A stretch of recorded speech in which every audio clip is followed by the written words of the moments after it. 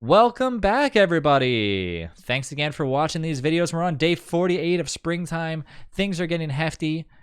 Once again, if you guys don't know me, my name is All Fun and Games. I stream every single day, twice a day on Twitch TV. So if you guys want to watch me live, play some DST, or if you want to join up with us anytime, my servers are always open for anybody to join. Does not matter. You can play with me anytime. You can also join the Discord server that's in the link below. But if you liked all of these videos that you're watching so far, please give it a like, make sure to subscribe, and make sure to follow along and ask any questions in the comments. I try to answer them whenever I can.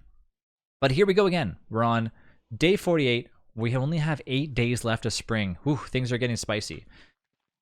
As such, speaking of spice, let's eat this turkey dinner, get ourselves nice and happy by jumping inside the tent, because our sanities start to suffer a little bit. So let's jump in the tent. And now while we're in the tent is a perfect opportunity to think about what we have to do next. Now, in the last video, we talked about the new things that went through, the new farms, the new updates to the world gen. Those are things that don't really matter too much to us right now because we already have our world somewhat set up where we don't really need to rely on farms that often. Now, if you decide that you don't want to rely on farms, well, what are you going to do? If you don't want to spend that time tilling, you don't want to spend that time doing all that. Well, that's what we're going to show you here as soon as summertime hits, because there's alternate ways of getting tons and tons and tons of different veggies from the caves. And that's what I'm going to show you here very soon.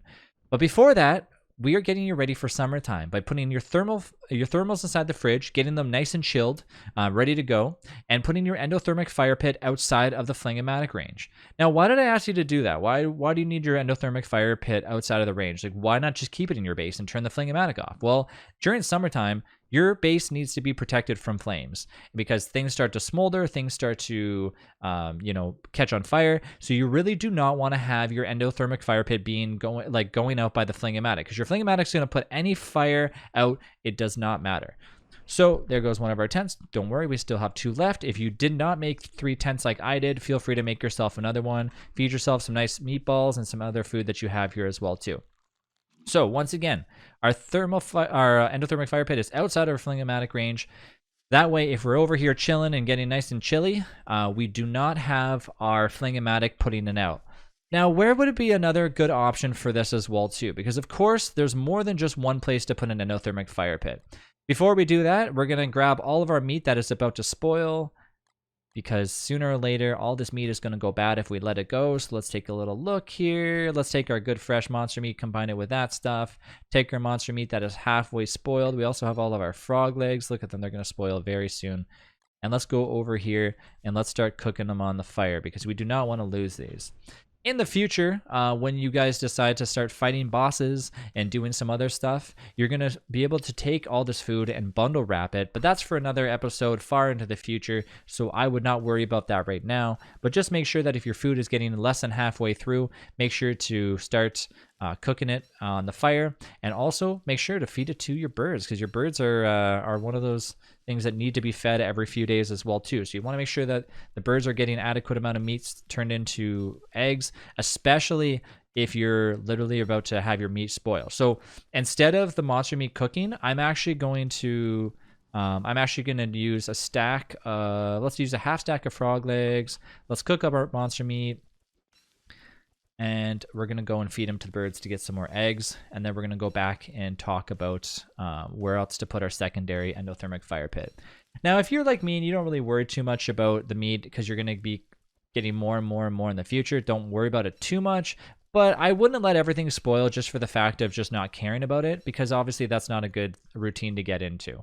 It's pretty rare. Some days, especially during summertime, it might be hard for you to go out and get a lot of meat, especially if you're like struggling to get outside the base. So you really want to make sure that you're not letting your meat spoil if you can help it. Turning everything into eggs is actually like one of the best things you can do. Eggs last for a very long time, and you can just eat them by themselves if you really want to. Like if you really don't care about waiting around for a meatball to cook real quick, sometimes an egg here and there, as long as you cook them, or is adequate amount of stuff. So one other recipe that we're going to show you here very soon is bacon and eggs, but I'll get to that in a minute. All right, so where is the secondary endothermic fire pit going to go? Well, in our last video, we showed you an area that we have been getting ready, and that is our tooth trap area. Our tooth trap area is exactly where you want to have your next endothermic fire pit. So we have the niter that we left over from before. Unfortunately, we are low on gold, so we're gonna have to go back and get some more gold in order to make another one. And we need more rocks as well too. Oh, there we go. We got our gold right there. Okay, so let's go ahead and get ourselves a second endothermic fire pit ready. So we have the niter ready. We don't have enough cut stone, but we definitely have enough gold to at least get that started. So let's make 2 of those. Once again, you might be wondering, well, shouldn't I be spending more time like wandering around during spring and like actually exploring stuff? Yes and no. Yes, you can feel free to go and look around if you really want to, but all in all, you should be preparing yourself for summer, because just like in autumn, if you are caught off guard by the next upcoming season, it's not going to be good. So we have our doodads, we have our niter, we have not enough rocks, so let's walk over to an area close by. Let's grab our tools that we need, which is our pickaxe, which I'm gonna have to settle with a regular pickaxe for now. And let's go over there and get some more rocks. So now that we have our 2 endothermic fire pits on the way, we have our one that's up top, and we have our one near the hound traps. Well, why do we have it near the hound traps? For obvious reasons.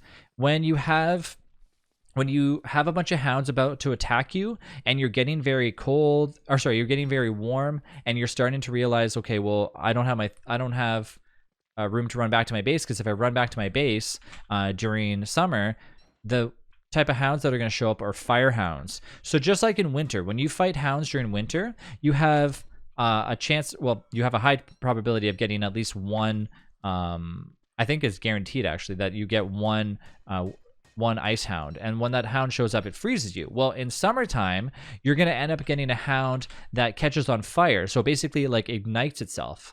So as long as you have, that's why I'm always a stickler for having a fling-o-matic, because even if you're in the oasis where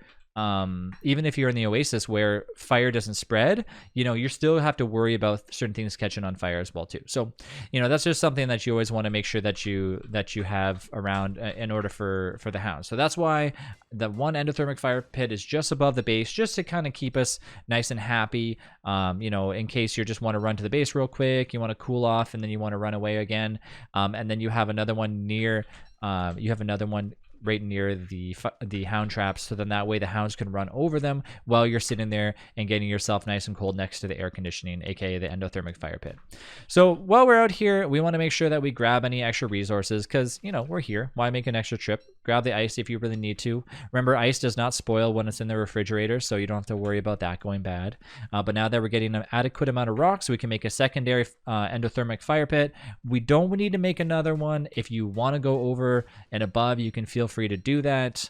That's entirely up to you, but for the sake of me, I'm not going to really worry about it too much. So let's make 1, 4, and then boom, we got that one ready to go, and you're all set. So now we can go back and prepare that. I don't think we're going to need to come back here for more rocks anytime soon. So let's head on back. Remember, if you don't have, I had somebody ask me, well, I don't have a walking cane, so do I really need one? Like, do I actually have to get one right now? No, you don't really worry about it. If you don't have a walking cane, you're not losing out on anything specific. Well, here we go. We have enough niter, which we don't need to keep on us. Let's keep 2 just in case you are out there in the wild during summertime. And you, like I said, I keep preparing you for summer, but you're going to need it, because as soon as summertime hits, it's going to get really, really dicey out there and really warm. So put our ice away. We have a lot of ice. We have our niter that's extra. We have our extra umbrella, which technically, as long as we have our umbrella, we don't really need to keep on us right now. So I'm actually going to keep the umbrella here. Right there. I'm going to put my shovel back down because I don't need to keep it right now. I'm going to put my pickaxe down as well too. Okay, so let's get ourselves nice and filled up. Once again, try to use your berries if you can help it for filler. Ice, like I said, can last forever. So this is where you start to realize, maybe I should start keeping my ice for emergencies only.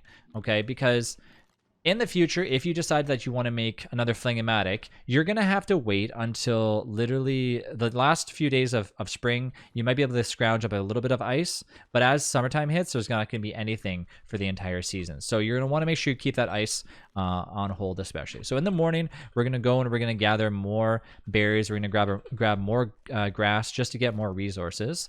But we have both our endothermic fire pits ready. So this main one over here is good to go, but what is it missing? It's missing resources sitting next to it. So we're gonna go in here. We're gonna grab. Oh, we don't have any extra logs right now. So it looks like we got to go chop down some logs. Okay, so let's go get ready. Oh, thank you. All right, so let's take. We don't need much, and technically. There's a few ways around here if you want to make it look nice. It's entirely up to you. I'm not going to bother right now, but usually what I like to do is I like to take 3 boards. I like to make a little chest, and I like to make a little log area. But because we don't have adequate amount of logs right now, there we go. We have 10 logs ready to go, just in case we need to light up our endothermic fire pit. Because of course you're not going to leave that lit the entire time. So let's go over to the other one where we're going to be placing it for the hounds. Right next to, let's go over here, because of course there is a slight possibility somebody could come over here and be like, "Ooh, I'm chilly. Like my character is like super wet. I need to get, you know, my wetness away." And then they're going to stand next to here while you're over here. So there you go. Endothermic fire pit's ready to go. And in between, we can even separate them if you want to make them even nicer. You have one there and you have one there. Now, the only reason why I don't suggest doing this, where you just put a log on the ground, is hypothetically if you have like a little fire or something like that, you know, the fire they could burn up. But who really cares about that? It's only 5 logs, right? It's not gonna hurt you any to do that. So thanks again for watching this video. See you in the next one.